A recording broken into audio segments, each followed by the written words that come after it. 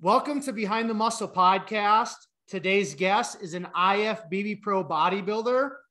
Today's guest is Justin Maki. Justin, welcome to the podcast. Thanks for having me, man. I appreciate it. Yeah, for sure, Justin. So we're going to just kind of start things off with a couple questions. I like to ask all of my guests the same two questions. So the first question I have for you is, who are a few of your favorite bodybuilders of all time? My all-time favorite, just by physique, would be Sean Roden. Behind that, like, I kind of tend to lean towards the more aesthetic guys, just because that's, what I can relate to. But Dexter Jackson, guys like that, those are probably, my two probably top. Brandon Curry's up there for me. I've loved seeing him go from basically, the bottom and go all the way to the top here. Very aesthetic look. But lately I've been getting into, obviously I need to put on some mass. So I've been watching a lot of Dorian Yates, a lot of his back videos and stuff like that. So that's been becoming more relevant to me. So that's, I guess those are the kind of guys that I pay attention to the most. So. Very cool. Very cool. So let us know or share with us, Justin, at what age did you start lifting weights? And then why did you start lifting weights at that age?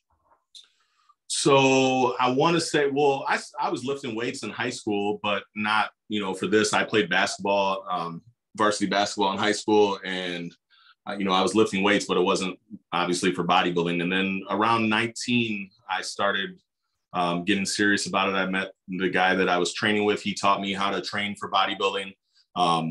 We were actually going through the fire academy together. I was a fireman for 3 years. And so it was kind of important to me to be working out also. And once I got into it, I just kind of ran with it. My uncle was a bodybuilder, so I looked up to him when I was growing up, and I saw that, as I was, obviously getting older, and it was something that, interested me. And I happened to just find a guy that was willing to give me his time and mentor me, and he, paid that forward because someone did that for him. And, I was very lucky to have that. So.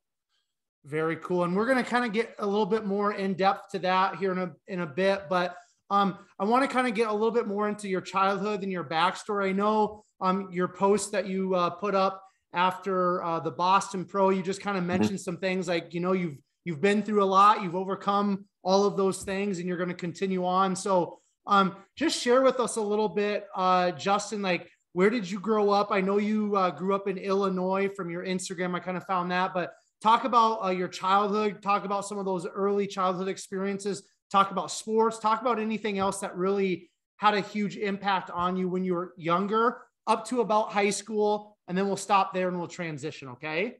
Okay. That sounds good. Well, growing up, I grew up in a single parent household. My mom was a very hard worker. She had myself and my brother, who's about 8 years older or younger than me.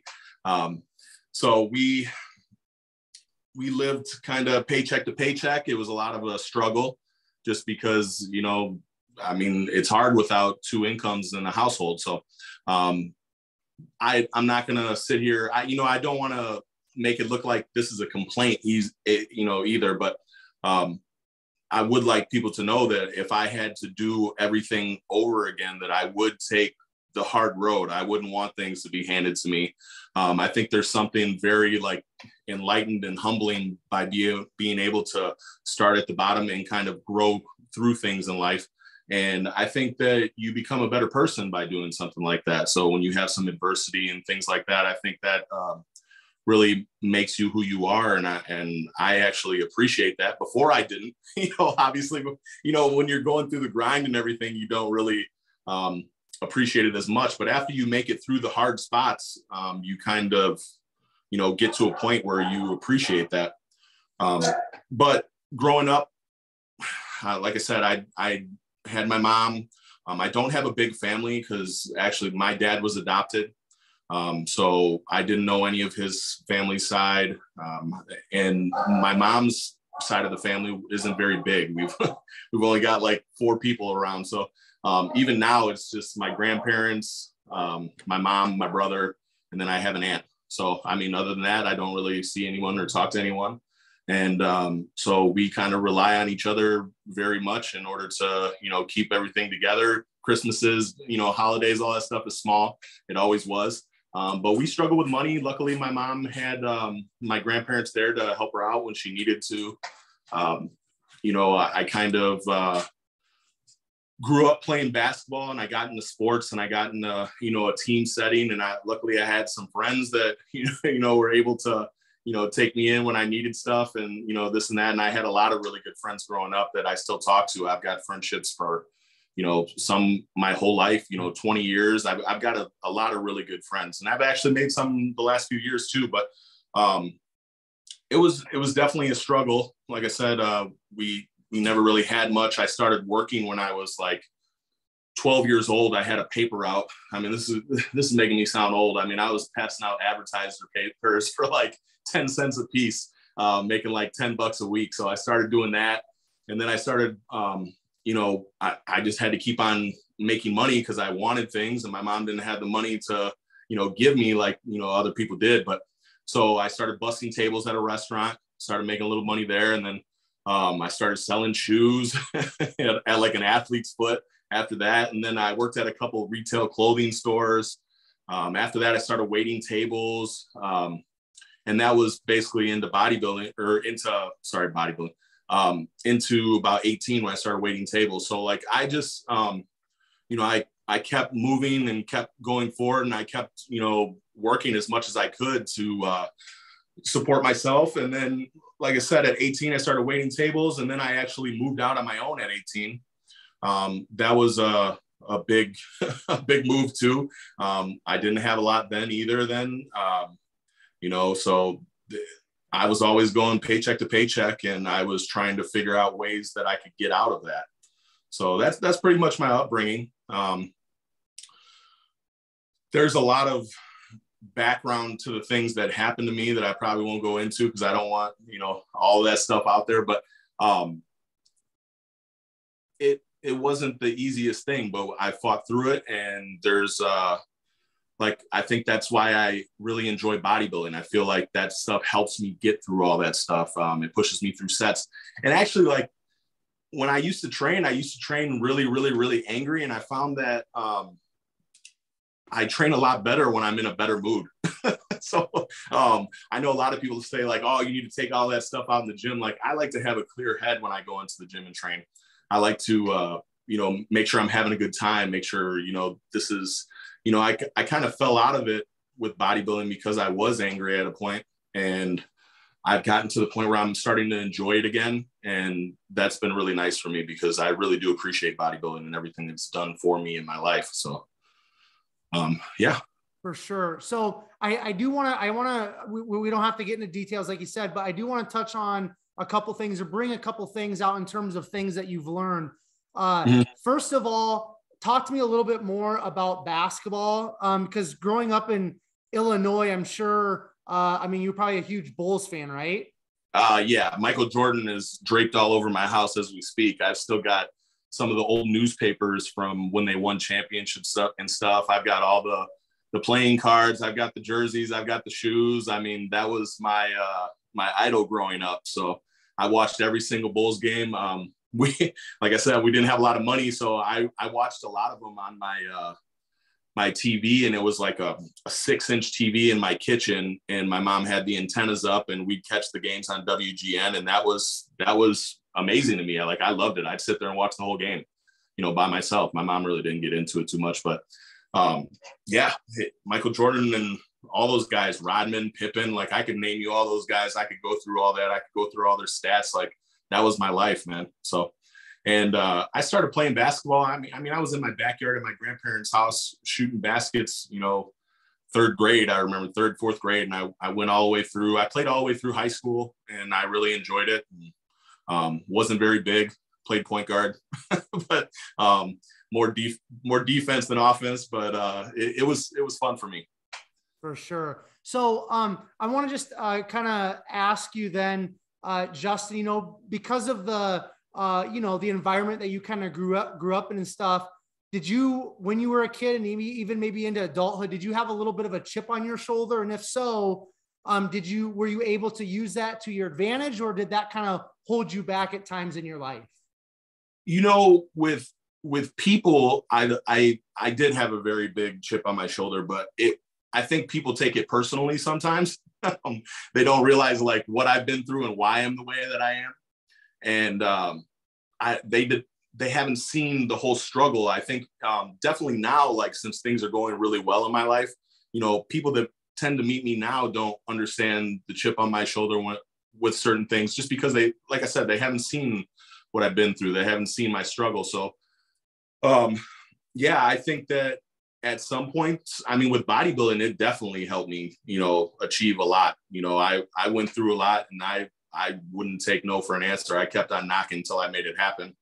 And, but with people and personal relationships, I think that may have hurt me sometimes, just because I was misunderstood, and you know, people just didn't understand why I was like, maybe it came off angry or whatever, but it isn't. It's like, you know, want to be what I need to be, and want to get where I'm getting. And, you know, a lot of that caused like a lot of anxiety too. So it's like, you know, I wanted it now. I wanted it here. I wanted it, you know, everybody wants everything right now. They want this magic pill. And so, you know, bodybuilding has humbled me quite a bit, because that's not how this goes for some people. You know, some people come and they get it right away, but a lot of people have to put in their time, and they have to work, you know, through things to get where they want to go. And it taught me some patience. For sure. For sure. Okay. So last question I want to ask you, and then we'll kind of transition into more bodybuilding talk. But, yeah, you know, there's a lot of young listeners, specifically guys to this podcast and kind of the audience. So if somebody's kind of maybe at that point where, you know, maybe they feel like life's kind of giving them a bad card, or maybe they're in that grind right now, they're in that struggle, you know, for that young man or that young person out there, do you have any, like, you know, words of wisdom, or maybe just life experience, words of wisdom that you can kind of share with that person or those people? Yeah. And I definitely have some of that. And, you know, it's funny you mentioned that post that I put up after the show in Boston. I've had a lot of people in my inbox, and I've actually had a lot of people in my gym walk up and tell me that they really appreciated that post, that it helped them out a lot. There's a friend of mine, she actually competes in strong woman, strong men lifting. And she came up to me, and she competed at the Arnold like a week before that. And she didn't do very well. And she came up to me and she told me, she's like, hey, I really needed that post the other day. You know, I think a lot of people are going through a lot of adversity, and they needed to see that too, that, you know, you gotta take, you know, your lumps sometimes. And for young people out there that are, you know, getting into this, and like you said, that are going through some adversity, I would just say that take each day as it is. Don't try to look too far ahead. Conquer what's in front of you right at this point in time, and control what you can control. You can't control everybody around you. You can't control, you know, all these outside, you know, circumstances, but you can control how you react to them, and you can control, you know, how you are going forward. And, you know, you're the one that makes the final decision on what's success and failure. So just remember that. And then also, I would say, when you do win little battles, make sure to take a little bit of time to look back on those and reflect on those, because I know for myself, I didn't do that a lot. Like I was on to the next thing and putting more pressure on myself. And I wish, had I known that now, you know, it's always 20/20 vision going forward, but I wish that I would have taken time to be like, hey, I did this. You know, speak to yourself the way that you would want to, like, you know, motivate others. I think a lot of people have trouble speaking to themselves the way that they would want to be spoken to. Like, you're really hard on yourself, and it causes a lot of negative energy within yourself. And you should really just talk well to yourself, talk nice to yourself. And, you know, I think that kind of positivity and gratitude towards the things in your life, I think that will really make a difference in a lot of people's life if they look at it that way. Not why is this happening to me, but what is this doing for me? And that's what I would tell people.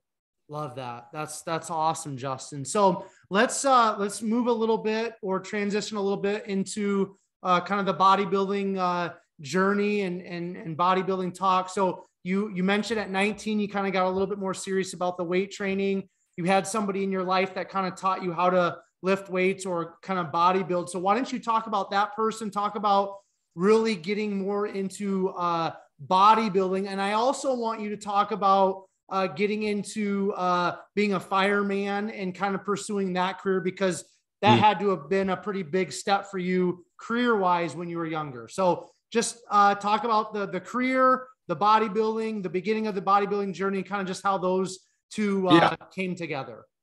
So right out of high school, like I would say the summer after, I mean, what is that? Like, it must have been like 2007.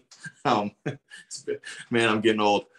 Anyway, I got a job at a local fire department, a paid on call department that, basically will push you into full-time departments. Like they'll put you through the academy, they'll put you through EMT school, paramedic school, as long as you stay with them for a certain amount of time.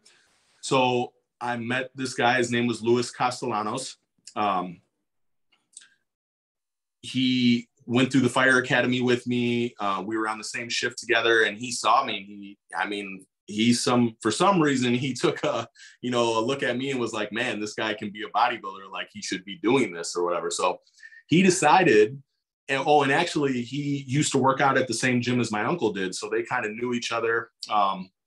And they're about 10 years apart. I think my uncle is about 10 years older than him, but he had seen my uncle in there, and he, looked up to him. And yeah, like I said, Lewis decided that he was going to mentor me and put in the time and teach me how to train. And he did that. Like when it was going on, I didn't realize what he was doing for me. Now later on, like I can look back at that and say, man, like, it's hard to teach people something, like, but like, for me, like you show me something once, like I'm a sponge, like I'll learn it, especially if I'm interested in it. So like, I think he could see that I was really into it and that I wanted it. And I went to the gym, and, the first day with him, he had this thing where if he had a new workout partner, the first day he would take them through his legs. So we went to the powerhouse, the local powerhouse that we were at. And I walked out of there and I threw up all over the parking lot, and so did he. And I mean, we pushed it, and I was like, man, we went back to his house, and I ended up falling asleep in one of his guest bedrooms for like a couple hours. He went to work, and I woke up and I didn't even know where I was. I mean, I was exhausted. So, but anyway, after that, I was like, man, do I really want to keep going? Like, this was tough. And the next day I woke up and I was like, man, I still want to do this. And I showed up, and I kept showing up. And he taught me how to be disciplined. Like he didn't miss workouts. So we showed up regardless, whether we were out the night before and got hungover or whatever it was. Like he still showed up. I mean, when we were younger, we were partying a little bit, and he definitely, showed me how to push through things. And we were just very similar. We got along. We liked a lot of the same things. And actually, when I moved out at 19, he was my roommate. We got an apartment together. And so it was just two meatheads living in an apartment, grinding every single day.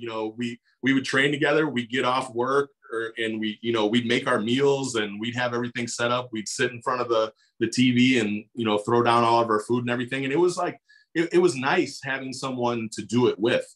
And I really appreciate that. And as far as the firemen and being a firefighter, and I went through EMT school and stuff, I did that for about 2.5, 3 years. And both of us decided that it just wasn't for us. Especially for bodybuilding, that's pretty hard to do, just because, I mean, you can get a call at any single time. If you're hungry and you've got to eat, it doesn't matter. You're on this call for 2-3 hours. Not only that, you're waking up during the middle of the night nonstop.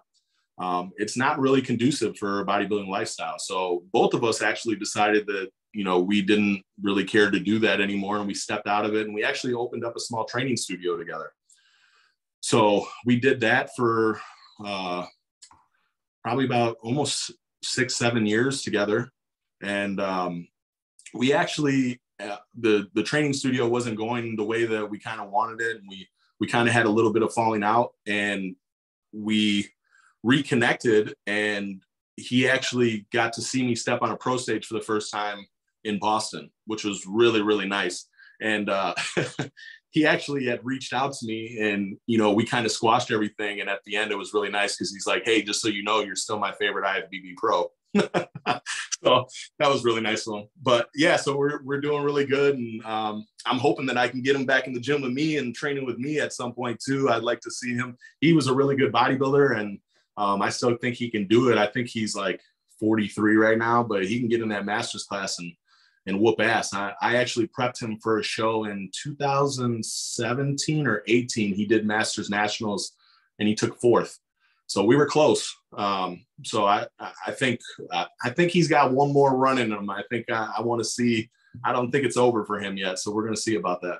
Yeah, no, that's super cool. Now I want to ask you, because Justin, you said that your uncle was a bodybuilder. And before we kind of get any further in your bodybuilding story, did you ever see your uncle compete? Did you ever see any of like his trophies or pictures? And did that have any influence on you when you were younger in terms of like when you kind of started getting into bodybuilding? Was that an influence or not really? So it was an influence.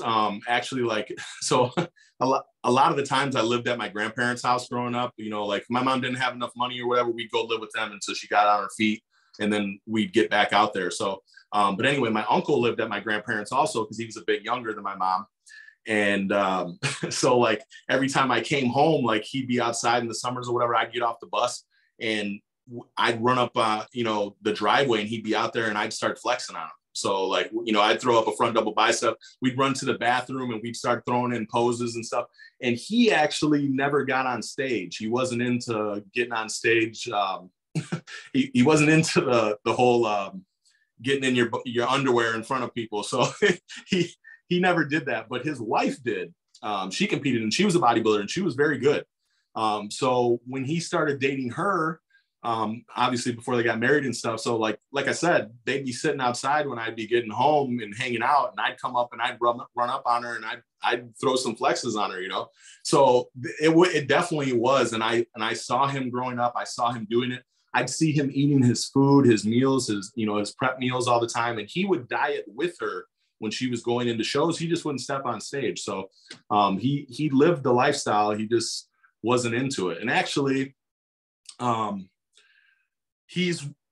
so after I met Lewis, you know, Lewis and him connected too. And I introduced them because they didn't really know each other. They just knew each other from the gym, and they got along really well. And my uncle was at every single one of my shows. I mean, he didn't miss a show. If I was competing, he was there. And that was like the lower, like state, local shows that I was doing when I first started. And then 2013 came around and he actually ended up passing away. He got into like a pretty bad car wreck about a year before he passed away, and they ended up having to remove his gallbladder and some other things. And he was having some complications that he didn't really tell me about. I don't think he wanted anyone to know that he was struggling, this and that. And one day he just he went into the hospital, which again, he was very private, so he didn't tell any of us. And then I got a call at like 2 or 3 in the morning, and they said, hey, you need to come to the hospital. Your uncle's not doing well. So I'm rushing to the hospital. And before I even got there, I got a call. He had passed away. So he had a blood clot, and it moved, and he had a heart attack, and he was gone just like that. So I think he was like 42 years old. So, I mean, he was young, obviously left his wife behind, and it was a really hard thing for me to deal with. And, obviously I've healed up from that. I honestly, I wouldn't be able to even talk about that probably like without getting emotional. But he was definitely part of my motivation in keeping going, because after that, I had promised him that I was going to turn pro. I got a chance to get in the room with him after he passed away. And I was speaking to him, obviously, and I was telling him what I was going to do with my life. And I was telling him, hey, I'm going to become a pro. I'm going to win a pro show. I'm going to get on an Olympia stage, which obviously I haven't done yet. Those are things that motivate me when I get in the gym. And they still do to this day. And it's something that I really, really, really want to do for him. Even if I got up, on the Olympia stage and took last place, like that's something that I want to do. So I can say, hey, like I told you I was going to do it. I did it. So that's what I'm working towards. I'm not going to give up on this. And yeah, he was a huge part in that. And after he passed away, I went and I dieted for 6 weeks, and I ended up doing my first national level show. I went to junior nationals, and I took third in the light heavyweight class. And, you know, and I realized, like, oh man, maybe I can do this, you know. And then I stepped on more national stages, and it took me a long time, you know, from the moment I lifted, or from the moment I did my first show, I was like 23, I think 22 or 23. It took me till my 30th birthday to get my pro card. So it took me 7 years. This wasn't just like a fast thing. And, you know, as soon as I got to the top of the amateur ranks, then I hit the bottom again in the IFBB Pro rank. So now I got to build myself up again. So here we are. For sure. And I really appreciate you, Justin, touching on some of that, because that's really, you know, my joy is, you know, sharing your guys' stories kind of with the world, getting, you know, quote unquote behind the muscle. Cause again, we see everything on Instagram. We see everything through the lens of social media. And I know, because I've had so many of these awesome conversations with you, professional and top level amateur bodybuilders, that there's so much more, right? And there are reasons why you guys are doing this, and there's a story. So I appreciate you touching on that. Now I want to get kind of into when you really started taking bodybuilding serious. I want to talk about that long 7-year grind of turning pro. So why don't you talk about your first competition, and then just maybe touch on some of the highlights of the competition history of those 7 years, concluding with when you turned pro. Okay. So obviously I did some local bodybuilding shows here in Illinois and Wisconsin, starting off. I've never actually won an overall at a bodybuilding show. I've won my class. I've never won an overall. So for people out there, you know, just because you haven't gotten exactly what you wanted on those local levels, like sometimes you need to take a little jump, you know, you need to take a little, you know, leap of faith and get out there and see where you stand with the best. So I did local show after local show. Like I said, I think my first show was like 2010 or 2011. So I did probably 6 shows before I stepped on that junior national stage. Like I said, I took third there at a light heavyweight class. And then the following year, I went to USA's for the first time. So that was 2014. On a national level stage, I've never been out of the first call, or I was never out of the first call out. So I took 8th there, but they had an 8-guy call out. And I ended up taking 8th in light heavyweight. And then 2015, I went to junior nationals again as a heavyweight this time. I think I put on like 20 pounds within that year. And I ended up in the heavyweight class there. I took 2nd at junior nationals. Then I went out and I went to nationals, and I took 6th in the heavyweight class. And that was 2015 again. 2016, I ran out to USA's, ended up in 4th, I think. And then 2017 was definitely the grinder. That was when I turned pro. So I started dieting in like late January. And actually, there's another IFBB Pro in Illinois. His name's Matt Kuba. He started dieting at the same time as me. So both of us, we went to USA's in July. I took 2nd there. So I missed my pro card by 1 spot. Then I continued dieting. I went to North Americans in the beginning of September, took 2nd there.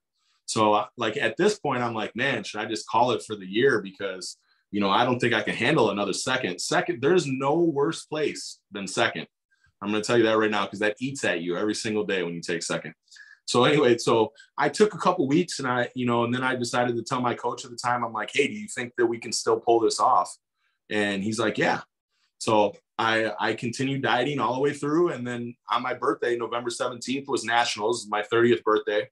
And I ended up winning the heavyweight class, and I got my pro card, and, you know, that was it. So thank God that I ended up keeping on going, because, you know, who knows who shows up the next year? Maybe I don't get it. Maybe it takes me longer. Maybe, you know, a lot of these things that happen, it's just like, who shows up? You know what I'm saying? So like, you never know who's going to show up, and you never know who's going to be in your spot. And who wants it just as bad as you. There's a ton of people that, want everything that you want, and they're fighting, and they've got, stories just like mine. There's people that have been through a lot more than me, and there's people that have been through less, but, everybody's here to win the same thing. So that's pretty much how it happened through the amateur ranks. And I went through, a lot, like every single time, like you're getting ready, you spend all this money, you travel halfway across the country, and sometimes it just doesn't turn out the way that you want it to, but you just got to keep pushing through. So for sure. So during that kind of that extended period of time of competing as a NPC athlete, I mean, was there any point, Justin, where you kind of wanted to throw in the towel and you thought about maybe just quitting at least competing bodybuilding, or do those thoughts never cross your mind during that time? Those thoughts hadn't crossed my mind until I turned pro. So the one time that I had those thoughts was, like I was saying, after that second place at North Americans, I was like, man, maybe I just need to throw in the towel for this year. Other than that, I was extremely motivated. And like I said, I had a lot of reason to be motivated. I had a huge chip on my shoulder. By the time I showed up to nationals in 2017, I was like to the point where, like, I was angry that anyone was even showing up in the heavyweight class. I'm like, these guys shouldn't even be showing up. Like, it's over with. Like, this is my show. And that was the kind of chip on the shoulder that I had at that point. I'm like, nobody here is going to beat me today. And when I had that kind of confidence, I showed up there, and that portrays on stage too. And I think, going into the pro stage and the pro league, I haven't had that kind of confidence yet. And that's why I'm going to take a little bit of time before my next show, because I want to be that confident when I get on stage. Even when I watch some of the footage from these last couple shows I've done, I can tell, like, I'm just not confident up there. And when I look at it, it kind of embarrasses me, because I'm like, this is not who I am. I want to show up, and I want to compete to win. And, I just haven't done that yet. So I'm going to wait to compete until, the next time where I feel like I'm actually, at a spot where I can win. Right. And I'm going to ask you to be candid here. What do you feel when you kind of think about it or work through, the lack of confidence? Where is that coming from, do you think, personally? I think it had a lot to do with my growing up, my childhood and everything. I don't feel that I, for some reason, I never had that, and I've still been working on that now. And, it just might be, circumstances that I had to deal with that have just brought me down. Like, I just, I didn't have the people there, like, supporting me and telling me, like, hey, like, you should be able to do this. You should be able to do this. Like, and don't get me wrong. Like, my grandparents were always, even after this show last weekend, well, I think you look the best, out of anybody. I'm like, I get it, Grandma. I get it, Grandpa. But I wasn't the best. You know what I'm saying? Like, well, I don't understand. Well, yes, I know that, because you don't understand, bodybuilding. But, biasly, they think that, I look the best up there. So I have to explain them, like, well, this and this is wrong, this and this is wrong, this and this is wrong. And I think a lot of that confidence issue too is the way that, again, that I told you earlier, for the younger people, like, it's the way that I talk to myself. So I think I've been extremely, extremely hard on myself, and I put a lot of my self-worth into my bodybuilding, and I've been working to get away from that. I've been working to find other hobbies. I just purchased last year, I purchased a 68 Chevelle, and I've been building that with my grandfather. So I found that as another hobby. I've been finding other things to do besides bodybuilding. So that way, all my self-worth isn't on a bodybuilding show, and it shouldn't be, because I'm winning outside of that. My life is great. I'm happy, but as far as bodybuilding, like, that has always been a tough thing for me, because like, you get shut down, they tell you no. And you come back and they tell you no, and they come back and tell you no. But if anything, that's kind of exciting for me, because at some point I'm going to keep knocking, and that no is going to turn into a yes.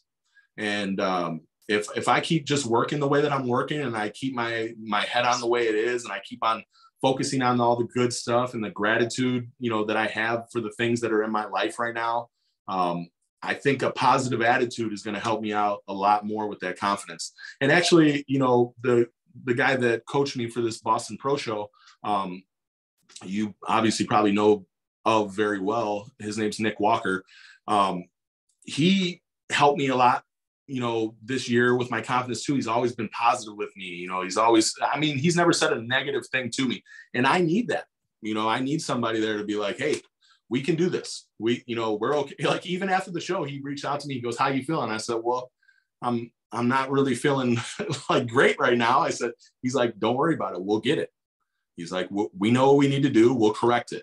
That was it. No negativity, nothing. He's like, I'm not even worried about it. We're going to correct it.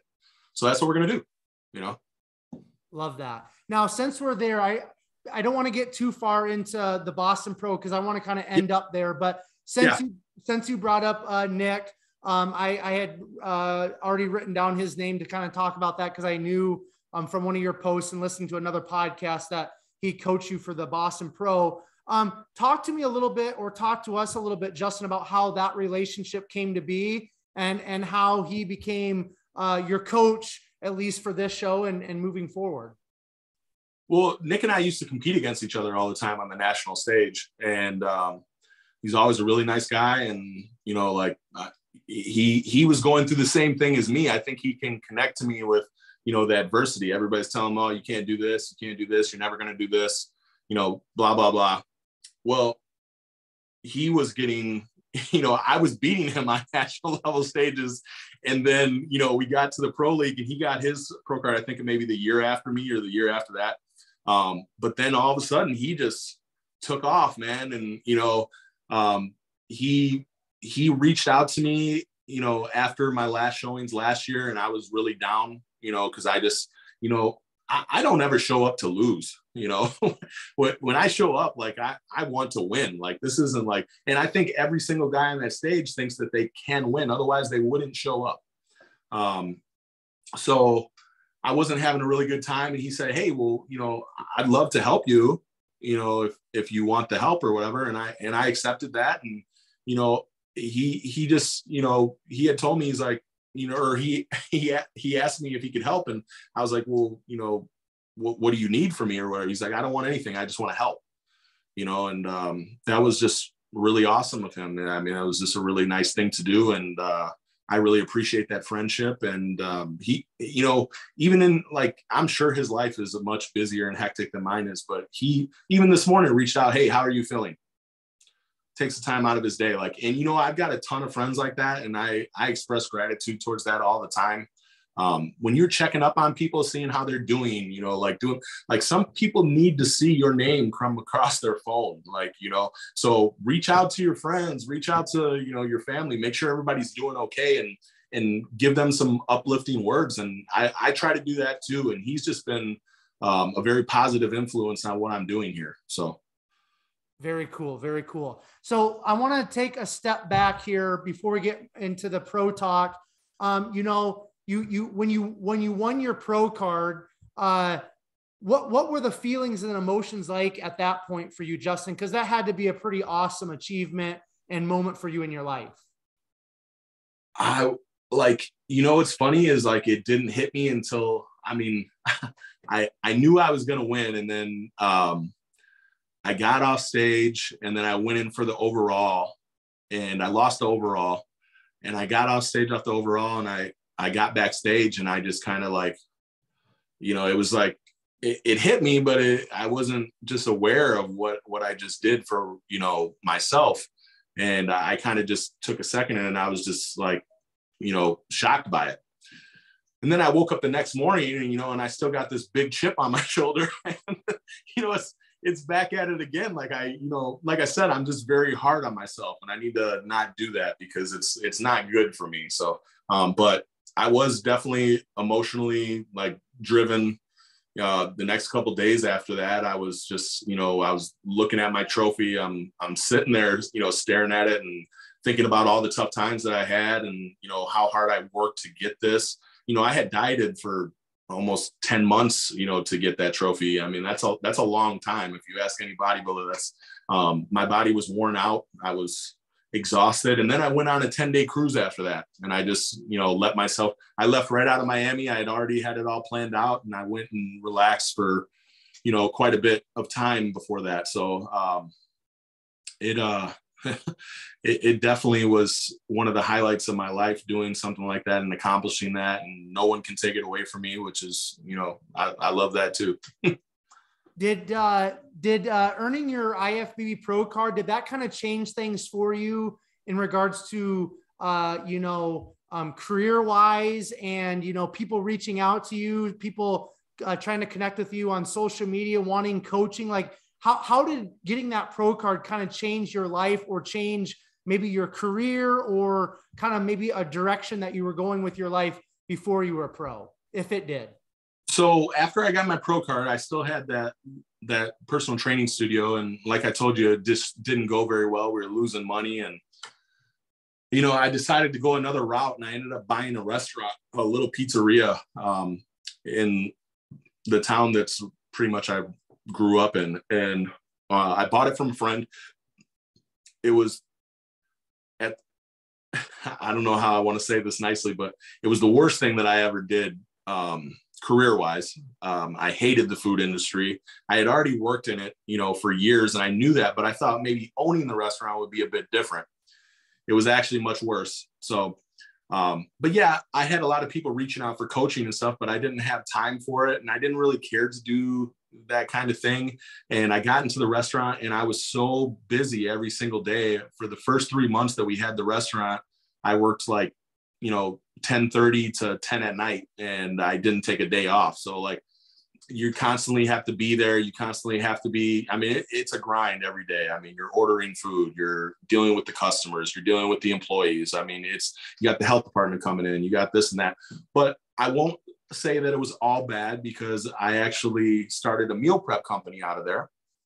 And I did that out of the restaurant. And my brother came back from college, and he joined me at the restaurant, and we ran this meal prep company in the restaurant together. And we actually did really, really, really well with that. And I think that being a pro, me being able to put that on my social media, and I don't have a huge platform, but I've got enough to where, like, it got out there pretty well. And we started shipping meals across the country, and we saved a ton of money. Like, we were doing local sales, and then we were doing online sales. And we decided that we were going to take the online sales and just throw everything into a savings account. And at some point we were going to do something bigger. So we put all that money to the side. And he came and lived with me, and we saved, everything that we possibly could. And then finally, when we had the money and everything, like, we said we were going to open a gym. So, and the gym is literally like a throw away from the restaurant. So it was like right next to each other. So we're back and forth. We're trying to build this gym. Now we're in COVID. We're trying to put this thing together. Like, COVID happens, and we signed this lease in May. COVID started in March. So, but the landlord was nice enough to give us an extension on it, saying, hey, you don't have to pay until you open your doors, which is nice. So we built that out, and then we opened the gym, and it just like went crazy. And I think that my pro status and my social media presence, and just me being in this area my whole life, people know me. I've been around the area. It just really helped, that take off. So yeah, bodybuilding has done a lot for my life. Like, I may have not made a ton of money on stage, but it has helped me get to where I wanted in other areas. So like, when I was miserable at the restaurant working open and close, now I wake up and I look forward to going to work every day. I look forward to going and searching for this new equipment that I want to buy. I look forward to going and painting the walls so that the guy can, that comes into the gym, he paints all of our murals and stuff. I look forward to getting that ready for him. And, just all the little tasks. Like, we actually have a meal prep company that comes in and stocks the fridge. Like, I look forward to doing all these things and setting up all these things, and I'm actually having fun. When before I was like, I'd wake up in the morning, I'd be like, man, I got to go to work. This sucks. And I saw my mom do that for, years, my entire life. She never enjoyed her job, but she did it because she had to for us. And I think, that's why I stuck through it the way that I did. And then, it ended up paying off in the long run. I love that, man. Talk about your gym. It's called Rise Athletic. Is that correct? Yeah, Rise Athletic Club. Yeah, it's in Gurnee, Illinois. It's actually right across the street from the Six Flags Great America. Where are you from? I don't even know where you're from. I'm in Iowa.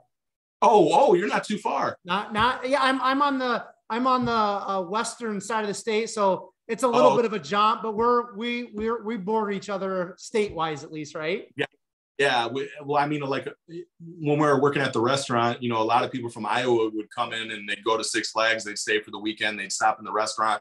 And that's why that restaurant does so well too, is because all those, commuters back and forth, they don't want to spend all the big money in Six Flags. So they come out to us. So, but yeah, the gym has gone really, really, really well. And we're open 24/7, 365. We never close the doors. And, like I said, we saved all that money from the meal prep company and then we threw it all. I mean, I took all the equity out of my house. I mean, I did everything to get it in there. I think the initial investment was probably like $200,000, I think, that we had to put in. And then, what I think people appreciate about us the most is that we're constantly improving it. We started off with the bare minimum, but then we're working towards, getting better every single day. They can see improvement and they can see, the rise of the gym. That's why we called it that. We started at the bottom, we're trying to get to the top. That's the main concept of it. And we help people, give them a space to do the same thing. And I think really, people appreciate it. They've been really great about supporting local businesses. Because I think people, if they have the chance to go to a local gym, that's owned by just, it's not corporate and everything, I think people would rather go there. They're starting to see that these big box gyms don't give a shit about them. They'd rather just take your money. You're just a number, when you want to cancel, they're like making it, life and death, and you got to sign your life away. And it's just, I think people can see that, we put our passion in everything that we do there, and that obviously that is taking care of us. They know where the money is going. So I want to ask you, since I actually own I live in a town of less than 5,000 people in Iowa. So I have a small 24-hour gym here that I grew up training at. It's been here since 1990. It has history. It has a story, which that's kind of what you were talking about. It's like, a lot of people, this type of a gym is a dying breed, but I think we're starting to see it kind of come back because people want community, right? They want a history. They want to create something. They want to be a part of something. They don't want to just be a number, but that's kind of beside the point. So anyways, so since you have your own gym, let's talk about equipment for a second. Cause I know a lot of people watching this, listening to this podcast, they're equipment heads, junkies like we are. Is there a specific brand? Let's start with like an older brand that you really like. And then is there a newer brand that you really like? Why don't you just talk about that for a minute? Man, I could go all day on this. I don't really have one where I'm like, oh, like that, like I want my whole gym. If you came into my gym, there's a little bit of everything. There's Body Masters, there's Cybex, there's Sport Track. I've got Arsenal stuff. I've got Prime stuff. I actually have 3 pieces of Panada equipment coming from Italy here. They're supposed to be here like in a week or two. I just purchased a Rogers Pro Squat, stuff like that. So I like a little bit of mixture of everything. I like old school. I like new school. All of those Prime Fitness pieces, pretty good. I really, really, really like them. As far as older stuff, I like a lot of the older Cybex. I like the older Body Masters. I'm trying to think of like pieces where I'm like, man, I got to have this in my gym. But, I've got a really like a vintage cable cross from Flex. So like I search for these things every day. Like, it's funny you say that, 'cause like I'm literally all over this, and I've got guys like looking for stuff for me all the time. And I see a piece and I'm like, oh, I got to have that piece. And we're actually looking to expand the gym another like 3,000 or 4,000 square feet here in the next couple months. I'm in the talks with the landlord about that right now. And I want to be able to put every single machine that I want in this thing. And right now I'm playing Tetris because I'm running out of room. So I'm trying to figure that all out. But if I had to pick a favorite, I don't think I could. I've even, gone off the grid, and I found this like, you've probably seen these Dynabody like the stand-up presses, the chest presses.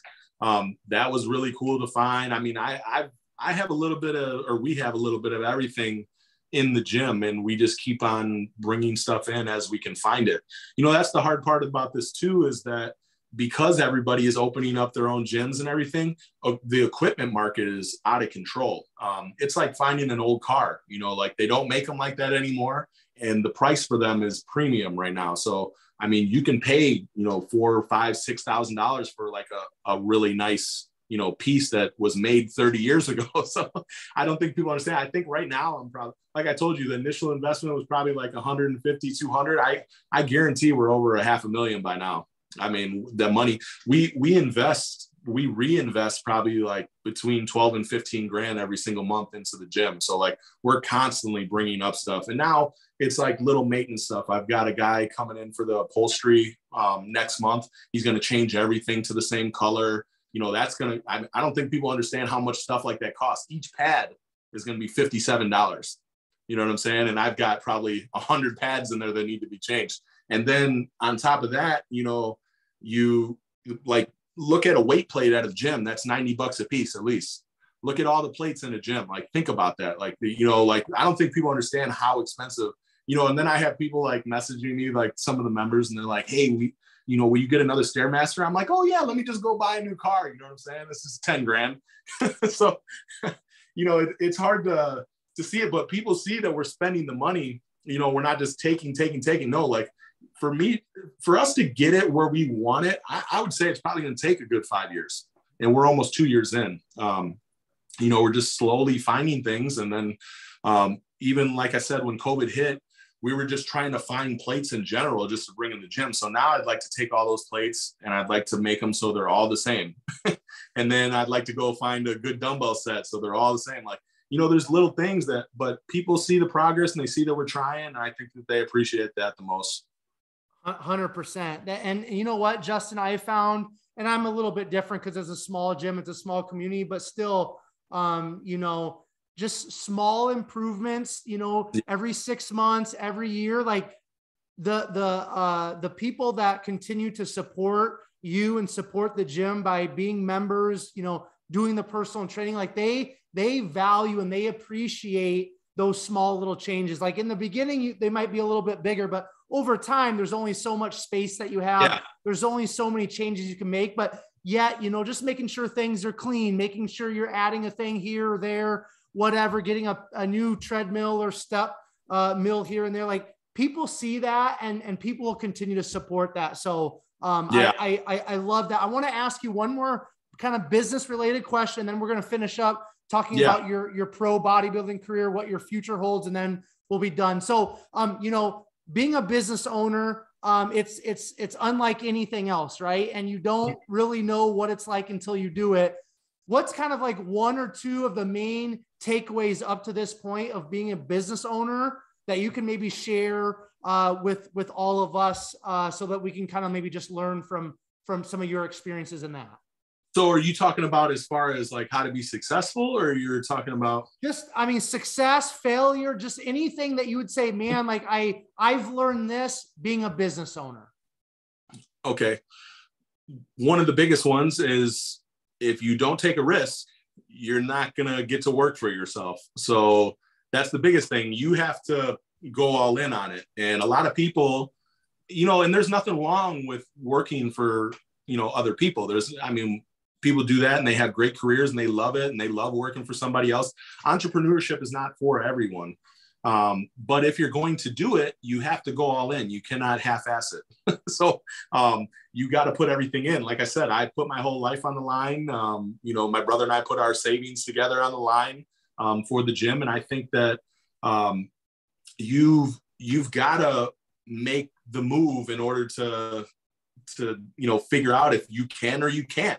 And that's a hard thing, is jumping off the ledge and having some faith. But if you do it and you do it the right way, and you put in it, and not only that, but I think if you're going to open up something, you have to make sure that you're passionate about it, because it literally will portray off of you and people will see it and they know that you're all about it and they will gravitate toward it. the other thing is kind of what we just talked about in order to be successful and stay successful, because yeah, my gym's doing great now and my brother and I are doing great now. But if we stop doing all those things that we just talked about, if we stop bringing in new equipment, if we stop putting, if we stop making those little changes, it may not stay doing well. You know what I'm saying? So you have to reinvest into your business. You have to reinvest into the people that support you. I think that is probably the main thing about being successful as an entrepreneur. I was listening, there's this like meme, or not meme, but like a reel that keeps floating around where Shaquille O'Neal's talking about this conversation that he had with Elon Musk. And he said, he's asking what he should invest in. And Elon Musk said he always invests in things that are going to better people's lives. And I thought that was a huge takeaway, because if you're going to open up a business, is this going to make someone better? Is it going to, feed into their life in a positive manner? And if you're doing those things and you're putting positivity into other people's lives and they need it, then it's going to be successful. If it's just something that you're like, I started a couple businesses that failed. I had this clothing company that a long time ago, and it didn't go well because I wasn't into it, So like I've started things, I failed at things. For the entrepreneurs out there that are watching this, it's okay to fail. It's okay. Like it's going to happen. Like you may not get it on the first try. You may get it on the third or fourth try at something, but you got to keep on going if it's what you want to do, because not everyone is going to support everything that you put out there. You're going to have to find your niche. So, things have gone really well for me and my brother and, everyone around us so far with this. And now it's going to push me into other areas, because now I have the opportunity to say, okay, I've got this income. What else can I do next to better for somebody? So that's what I'm going to think about next. And I've already got some things coming. I'm not going to let you in on that yet, but I've got some other things I'm working on right now too. So I'm going to, and bodybuilding is ahead of all of that, because it's helped me get, a platform to be able to do that. And without that, I wouldn't be anywhere. So with the NPC, the IFBB, like that stuff is, I cherish that and what they have done for me. And like I said, I haven't made a lot of money off or on stage, but off stage, it has portrayed into that.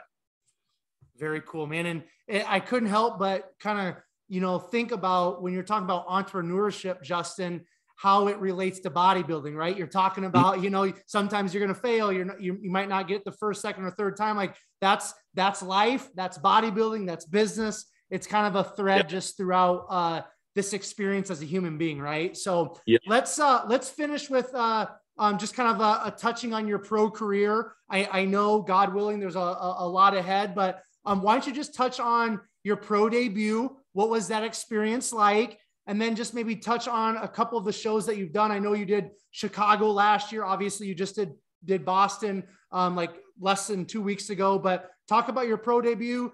Talk about maybe a couple of the other shows, what you've learned, and then just talk about what you and Nick are planning on going forward, please. Mm-hmm. So, my pro debut was the New York Pro. I decided to go big. I wanted to see where I stood with these guys. So, I was up there with James Hollingshead. I'm trying to think who even won that show. I can't even think about it. It might have been Juan Morel. I think it was Juan Morel. Yeah, I got up there with Juan. I got to be there, on stage with him. I got into a group call with him. Akeem Williams was there. John De La Rosa. I'm trying to think. Justin Rodriguez.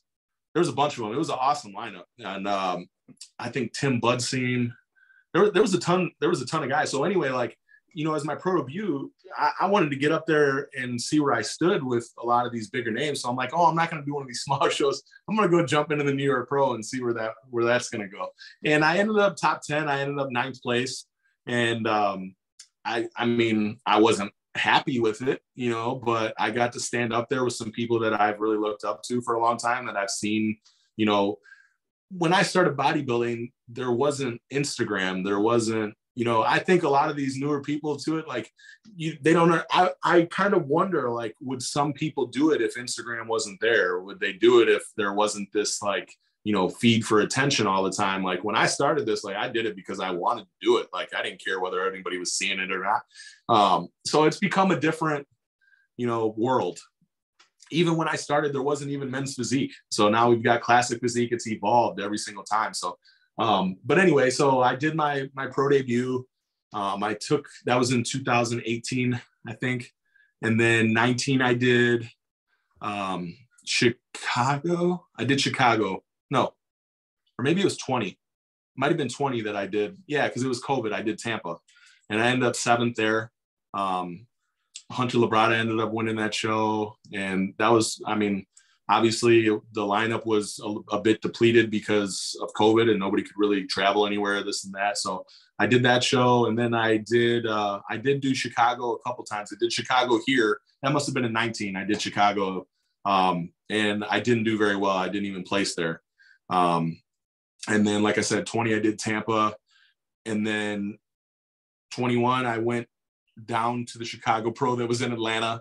I want to say I took 8th or 9th or something like that. That was a good lineup too.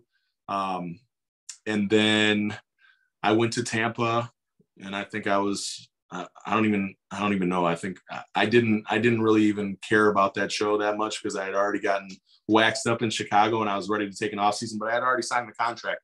So I just showed up and I placed like 14th or something like that. And, it's hard because like I told you in the amateur ranks, I was never out of her first call out. So it sucks standing there and watching your dream just kind of like fade away as you're sitting there. So like, I kind of just got to keep on going with it. And then this year, like I said, I know you want to get into Boston, but Boston, I ended up last place at that show. So, and there was only 11 guys and I was 11th and somebody had to show up and take last place and it was me. And, somebody's got to do it. And I learned a lot at that show. I actually loved the show. The venue was awesome. Sorry, I got 2 German Shepherds there. Hey. Anyway, I showed up to Boston, took 11th, and I loved the venue. Everything was all in one spot. Awesome Sheraton hotel. It was connected to a mall. It had a bunch of food there. Like it had a grocery store nearby, all that stuff. Like I really liked Boston. Like if I was to do another show, I would definitely consider doing Boston. I would tell all the competitors to go do Boston. It was awesome. And they just had they had Akon performing afterwards. They had all these like guest appearances from all these bodybuilding legends. And it was just really cool to be around and to see it. And even though I didn't do well, I learned from it and I know what we need to do. So our plan going forward is, we gotta put on some size. That was pretty much the critique. It's just like, we need more of him. So, from the front, I do really well. My tan could have been way darker and I think that made me look a little bit flat. But from the back, I'm just getting killed. And I think a lot of that has to do with the fact that I just, I had a back injury like when I was coming up quite a bit and I just stopped deadlifting because I was really afraid of it. I stopped doing a lot of the things that I should have been doing and I'm getting back to that now. Nick's putting together a plan. He's told me to kind of just take it easy for a couple weeks. He wants me to just figure out, what I want to do, clear my head, all that stuff. And then he's going to get me going again. And we're going to, like I said, he's extremely confident that we're going to put that size on where we need it. And I was waking up around 260, 263 before I started prep. I think I got on stage at like 237 or something like that. So I'm one of the smaller guys. Like I need to be probably 250 plus on stage. So I need to throw on like 15 pounds of muscle. And the first thing I asked them when I got back home, I was like, hey, I want to get back at this. What can we do? And can we put 15 pounds on in a year? And, can we throw that on my back? And he's like, yes, we can. We're going to correct it. We're going to get it done. So my plan is to do a show later on in the year next year. I haven't seen, I was looking at the schedule. I didn't even see the Cal Pro on the schedule this year. I don't know if they're not having it or not, but I would like to go out to California and compete next year. So that was my plan. I think that show is usually like later on, right around like the end of July or something like that. So that would be my next show, probably the California Pro, if they're having it there the next year, or something later on in the calendar year. So that way it gives me a good year of off season, and let's see what I can do, you know? So I'm ready to get to work. I'm excited about it. He's excited about it. I'm excited to see Nick compete this year. That's going to be extremely motivating to me. And, you know, like I said, I'm just looking forward to not only bodybuilding, but, you know, all the other stuff that I have going on in life. And I was down after that, after that show for a minute. And then I was like, man, you know what? Like, I've been here so many times. Like, I know what I need to do.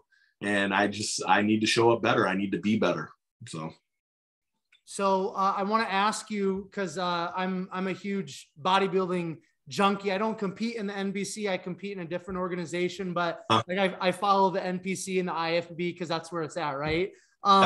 Anyway, so I listened like all the wrap ups for the Boston Pro, and I heard that it was an amazing show in terms of just venue and stuff. But talk about William Bonac, because it sounds like, you know, a lot of people are kind of like writing him off. They had a couple down years, and then, you know, obviously he came to the Arnold this year and arguably could have won, and then he won the Boston. Did you have a kind of a chance to just kind of catch him? What did you think about Bonac this year at the Boston? You know, so like, obviously I see all these guys backstage, and I stood there with them, and I knew this wasn't going to go well for me when I'm like, half of the lineup I'm staring over, and I'm not a very tall person. I'm like, you know, 5'9", 5'10" on a good day. And, you know, I'm looking at these guys and I'm like, man, I can see right over a lot of these guys. And Bonac's one of them, you know? So like, and he's just dense all over the place. And I remember just looking at him backstage and I'm like, this guy is just round everywhere. Like, the muscle bellies are just amazing. Like, you know, I can sit back, like, I'm a pro bodybuilder, but like, I can sit back and I can, you know, sit there and say, I can give people their flowers. You know, I know when I'm looking at something great, you know? And he seemed like, you know, I didn't really talk to him, but I saw him talking to some of the other guys, and he just seemed very humble. He was, you know, I remember one thing. I remember Samson was about to go on stage, and he looked at Samson. He goes, hey, you need to get some oil on your back. You're dry on your back. Like, he didn't want him going out there not looking the way that he should, which I was like, whoa, that's, you know, most guys would just like, let him go out there and, you know, oh, I don't want him beating me. I don't want him pussy. No, he was like, hey, somebody get over here and get some, you know, some oil on his back. Like, he looks really dry in there. And Samson, also another really nice guy. You know, he really appreciated that. I could tell that. And like, some of these guys, like, I think everybody thinks that everybody's just so like standoffish, but I didn't get that at this show. Like, you know, Justin Rodriguez came over, gave me a fist pound. Like, I gave him my band to help warm up and stuff. Like, people aren't like, you know, as like chippy as I think you would think they were. One of the highlights for me is I got off stage, I did my routine or whatever. Jay Cutler came over and gave me a fist pound, and, you know, like, you know, stuff like that. Like, you know, that I'll remember for, you know, a long time. You know, these are, you know, I've had Jay Cutler's posters on my wall since I started bodybuilding. You know, like, I remember when I had my first apartment, when I was telling you with Lewis, I had, you know, Frank McGrath's animal poster, and I had Jay Cutler's leg stomp, and I had, you know, I had all these posters, and then I'm seeing these guys in real life, and, you know, I'm a part of it, but I really want to be able to compete. And, you know, my biggest thing now is just, you know, gaining the respect and showing that I belong on an open stage. Because I've had a lot of people tell me like, oh, why don't you just go down to the 212? Or, you know, can you make classic? No, I can't. I was 237, and maybe like, yeah, I wasn't in the best condition as I possibly could be, but let's just say I was 230 peeled, you know? So like, for me to do 212, we're talking about another 18 pounds down. And for classic, we're talking 207 at my height. So it's not, there's no chance that that's ever, so I'm in a weird spot right now. You know, it's like, I either stop working out for a little bit and lose all this muscle and try to go down, or I get bigger and I gain 15 pounds, and I think I can compete with some of these guys that are the best in the world. And, you know, that's also something I mentioned Matt Kuba earlier. He messaged me and he said, hey, you know, keep your head up. You're doing this with the best in the world. And that's something to sit there and think about, like, hey, there's 7 billion people in this world. You know, Bonac that you just mentioned is coming from the Netherlands. You know, there's people coming from Iran, Iraq, all these, like Egypt, all these countries. And yeah, you might be good in your little pond, but then you get into the ocean and there's guys where you're like, okay, now I need to step up my game because this is what it is. The last few years have been very humbling for me. So I actually appreciate that and I enjoy it. Before, like I said, I wouldn't have, and I've been working on that. And I'm very gracious to be able to do what I love to do. Like, it's just fun stepping on stage for me. I like getting up there with the best in the world. I'd rather go and do that Boston show where, you know, 5 of the guys did the Arnold the week before, and, you know, it's just a great lineup. You know, I don't want to just show up with nobody. I want to compete with the best people. 100%. We got to give a shout out to Matt Kuba. He was a guest on the podcast, super humble, great human being. So I just want to give him a shout out, 'cause he's definitely a awesome dude. Yeah. So let's I want to ask you this question, Justin, and then before I do the outro, I'll kind of just give you the platform to share any final thoughts or any final words. But bodybuilding, looking back up to this point, the bodybuilding story for you, the bodybuilding experience for you, what do you feel like bodybuilding has given you, or what do you feel like bodybuilding has taught you up to this point? Well, bodybuilding has taught me to keep pushing forward. And like you said, like, this isn't anything in life. And with, you know, even with entrepreneurship, like, you're going to fail sometimes. And it's not, you know, that's not what people are going to remember. They're going to remember when you win. I promise you that, you know. So it's taught me to just be humble, to take a step back and realize everything that I've done. And not only that, it's taught me hard work. It's taught me discipline. It's even, you know, trickled over into my personal life as far as, like, you know, business and everything that I do, because if I can't get up and make my meals and eat my meals when I'm supposed to, and do this when I'm supposed to, and train, and if I'm skipping, you know, all this stuff, I'm going to be a mess, like, when, you know, in general. So, and I've even told other people this before, like, if you just set a plan and you stick to that plan every single day, I promise you, everything in your life is going to get better, because you're going to feel better. When you start eating better, when you start training, when you start doing all these things that you need to do, when you start getting tasks done every single day, your mental health is going to go skyrocket, and it's gonna feel a lot better. And life has humbled me over the last couple of years. Like, I've had a lot of things happen, and I've always had bodybuilding to fall back on. And it's been a staple in my life. And I don't know how long I'm going to do this. Like, I'd like to do it into my late 40s, and I'd like to compete. But even if I took a year or two off, it's always there. I'm always going to train for the rest of my life. It's something that I'm going to take with me. It's something, at some point, I hope that I get to do the same thing that Lewis did for me and be able to pass that on. I haven't found that person that I'm ready to do that with yet. Obviously, I still got a lot going on my own plate. But sooner or later, I'd like to pass on that knowledge. I'd like to work with someone. I don't want to do coaching or anything like that. I'm just not into that part. But bodybuilding has taught me a lot. And not only that, it's helped me through a lot of hard times in my life. I told you that my uncle had passed. The year before that, my dad passed away. His mother, which was his adoptive mother, also passed away. She was a very big part of my life. And then I had my uncle. So, like, it was like boom, boom, boom. And it hit. And every time I just happened to fall back on bodybuilding to help me get back on track and get my life back on track. And, you know, I can't thank the sport enough for, you know, allowing me to do something that I'm passionate about every day with my life. Love it, man. Love it. So before I close this out here, Justin, if you want to share any final thoughts, any final words, if there's any sponsors, any individuals that you kind of want to talk about, shout out, the platform is yours, and then I'll close this out. Okay. Okay. As far as sponsors, I only have one right now, and well, actually I have a couple. What am I talking about? Ma Meals is who does all my contest prep food. They actually do all the meals at my gym also, so we have them on stock all the time. He has been doing my prep food since like 2000 and 14. So, and he stopped for a little bit because he was getting into the corporate world, but now he found himself back into it again. And he did all my meals this time for the prep. So Mike Watson at Mom Meals, if you guys ever need, any kind of prep food or anything like that, contact him. He's amazing, really good guy. And he's done, like I said, more than good by me for the latter part of like 10 years. And I also have Iron Rebel that sponsors me.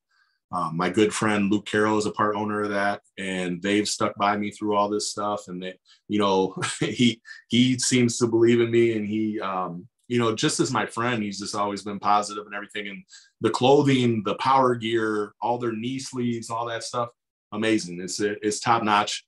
I'm trying to think of if I like shouted out everybody that, it would take me all day, but everybody knows who they are. I've done this multiple times. Like they know, all the people that are close to me in my life, I really appreciate all of them. And I like I told you before, I reach out and I make it a point to tell everybody, hey, I appreciate what you do for me every day. I appreciate that, that you're there for me, you support me. And I think that's something that everybody should do. They should go through their contact list, go through and give everybody their flowers, because you don't know how long you're going to have to do that kind of thing.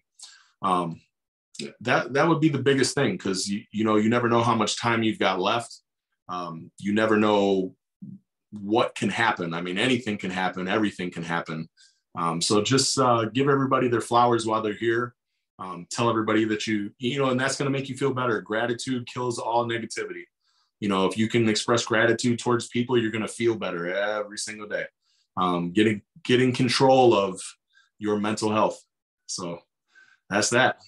Excellent. Justin, I just, before I close this out, I just want to say thank you very much for coming on the podcast, my man.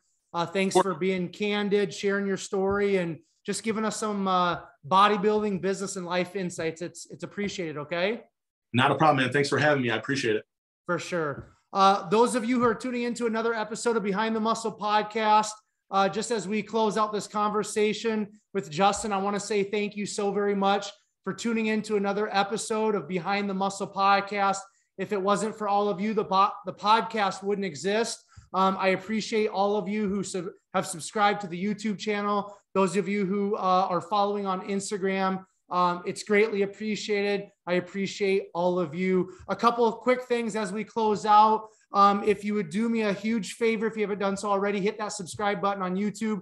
Very important, because I release all of these episodes of Behind the Muscle podcast first on YouTube, and then I'll distribute them to the other podcast platforms. If you want to stay current on Behind the Muscle podcast, make sure you are subscribed to us on YouTube. And then finally, take this episode with Justin, share it on your Instagram stories. Make sure you tag Justin, tag Behind the Muscle, so that we know you listened to Justin's episode specifically and found great value in it, in which I know you did. And then finally, I will leave you all with this. Remember, behind the muscle, there's always a story. We'll catch you guys later.